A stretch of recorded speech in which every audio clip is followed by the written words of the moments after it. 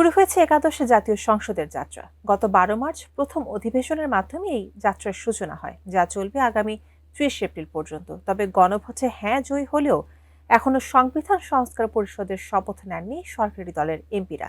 এমনকি ডাকা হয়নি সংবিধান সংস্কার পরিষদের অধিবেশনও। এমন অবস্থায় এবার সরকারকে কঠোর হুঁশিয়ারি দিয়েছে জামায়াত সহ বিরোধী 11 দল। শুধু তাই নয়, রাজপথে নেমে আন্দোলন চালিয়ে যাওয়ারও হুঁকার দিয়েছে তারা। এখন কি করবে সরকার? বিস্তারিত জানাচ্ছেন এসআই রাজ। গণঅভ্যুত্থান পরবর্তী সময়ে গত 12 ফেব্রুয়ারি ত্রয়োদশ জাতীয় সংসদ নির্বাচনের সাথে দেশে অনুষ্ঠিত হয় গণভোট। ৬৮% বেশি হ্যাঁ ভোট পড়ে জয়ী হয় তা। তবে গণভোটে হ্যাঁ জয়ী হলেও জুলাই জাতীয় সনদ বাস্তবায়ন আদেশ অনুযায়ী নির্বাচিত এমপিদের নিয়ে এখনও গঠন করা হয়নি সংবিধান সংস্কার পরিষদ। আদেশ অনুযায়ী সংসদ নির্বাচনের ফল প্রকাশের ৩০ দিনের মধ্যে পরিষদের অধিবেশন আহ্বান করতে হবে, যেই সময়সীমা শেষ হচ্ছে আগামীকাল 15 মার্চ। তাই রোববারের মধ্যেই সংবিধান সংস্কার পরিষদের অধিবেশন না ডাকলে 15 মার্চই হবে সরকারের শেষ অধিবেশন বলে হুঁশিয়ারি দিয়েছেন জামাত নেতা ডক্টর হামিদুর রহমান আজাদ। সেই সাথে রাজপথে আন্দোলনে যাওয়ার হুঁশিয়ারিও দিয়েছেন তিনি।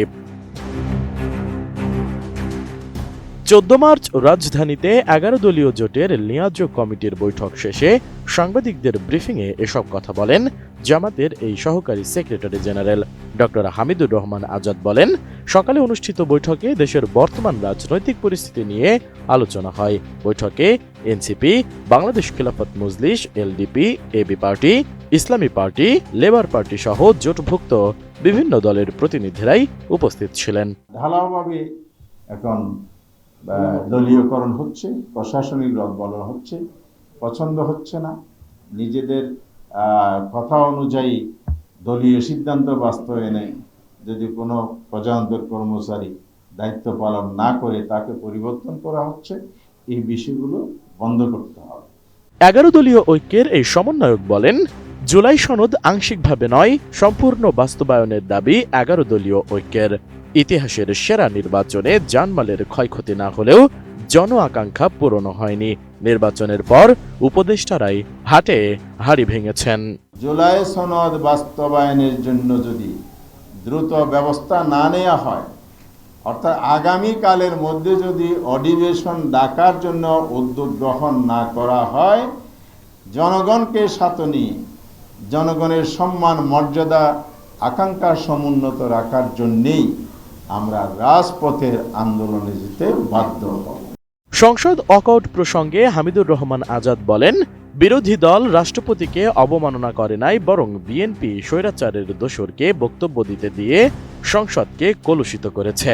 প্রশাসনের সব ক্ষেত্রে দলীয়করণ হচ্ছে এবং বিএনপি মেধাহীন লোকদের নিয়ে দলীয় এজেন্ডা বাস্তবায়ন করছে বলেও অভিযোগ করেন জামাতের এই নেতা।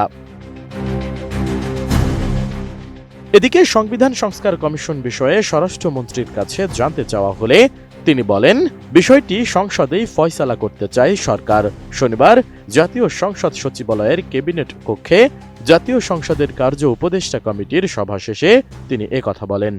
আলোচনা এটা ফ্লোরে হতে পারে, এখানে না। জামায়াত বলছে সংবিধান সংস্কার পরিষদে শপথ না নিলে সেক্ষেত্রে তারা রাজপথে এই ফয়সালা রাজপথে করতে চায়। তাদেরকে জিজ্ঞেস করেন।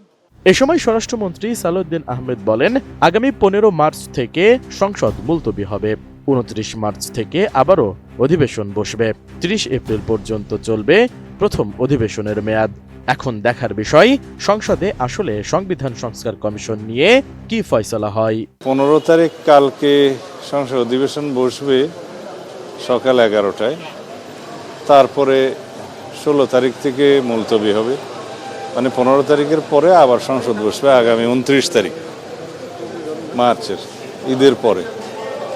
এবং পরে এপ্রিল মাস পুরোটাই জাতীয় সংসদের এই অধিবেশন চালু থাকবে। এই সিদ্ধান্তগুলো হয়েছে। এসআই রাজ, এটিএন নিউজ, ঢাকা।